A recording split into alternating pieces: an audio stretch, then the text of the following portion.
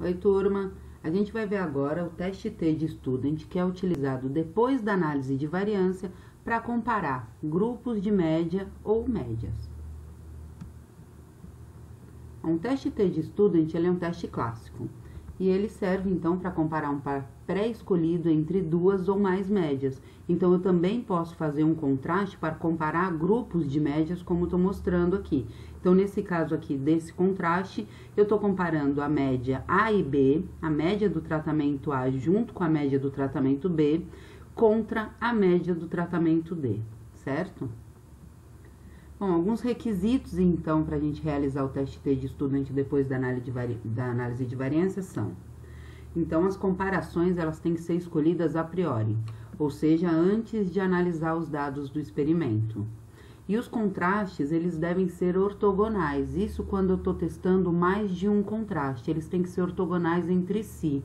E essa ortogonalidade entre os contrastes indica a independência linear na comparação estabelecida por um contraste com a comparação estabelecida pelos outros contrastes.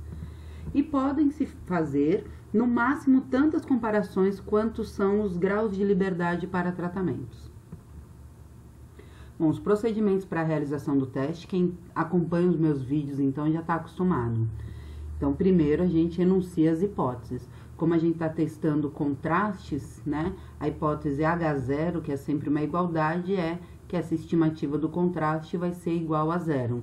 E a hipótese alternativa aqui, que é a estimativa do contraste diferente de zero.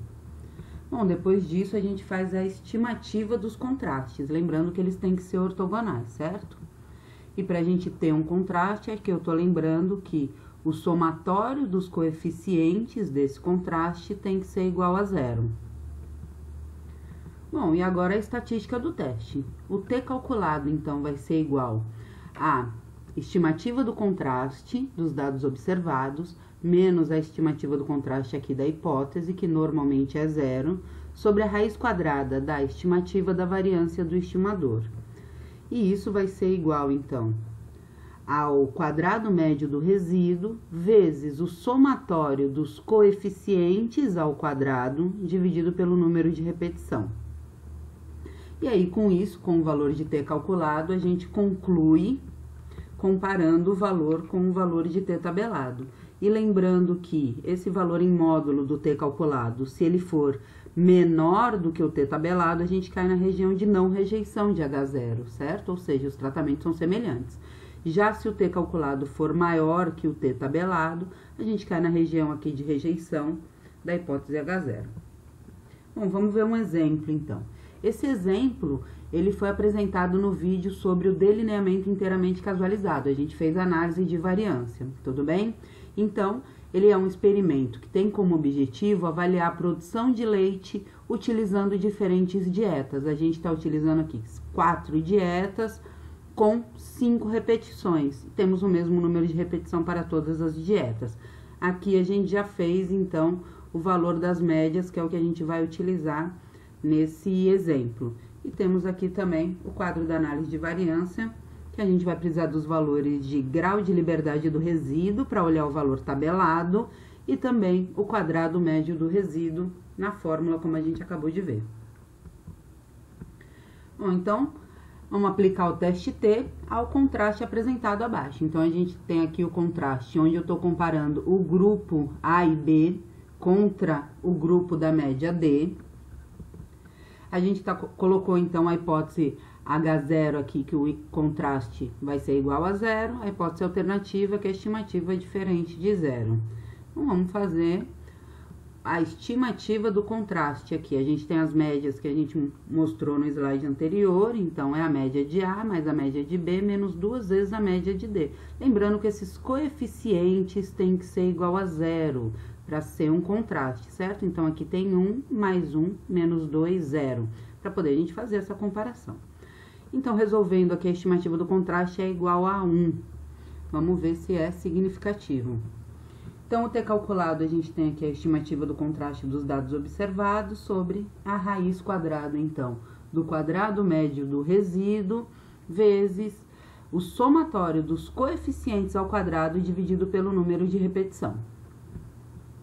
Bom, então, a gente tem aqui A estimativa do contraste é igual a 1, menos a estimativa da hipótese, que é igual a 0, sobre a raiz quadrada do quadrado médio do resíduo, que a gente pegou lá no quadro da análise de variância, vezes, agora, cada coeficiente elevado ao quadrado dividido pelo número de repetição.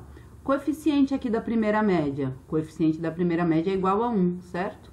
Então, é 1 ao quadrado dividido pelo número de repetição da média A, que é 5, mais o coeficiente da média B, que é 1 elevado ao quadrado dividido pela repetição da média B, mais, agora, o coeficiente da média D ao quadrado dividido pelo número de repetição da média D. Tá vendo aqui? Menos 2 é o coeficiente da média D, a gente vai levar ao quadrado. Resolvendo, então, aqui o T calculado, a gente encontra o valor de 0,91. E agora a gente vai encontrar o valor tabelado para comparar com o valor calculado. Então, no caso, o valor tabelado aqui, a gente quer um teste a 5% e o grau de liberdade do resíduo igual a 16. Então, aqui a gente tem 2,12. Vamos colocar aqui no gráfico da região crítica. Eu gosto sempre de fazer esse gráfico, acho que fica muito mais fácil de visualizar o resultado.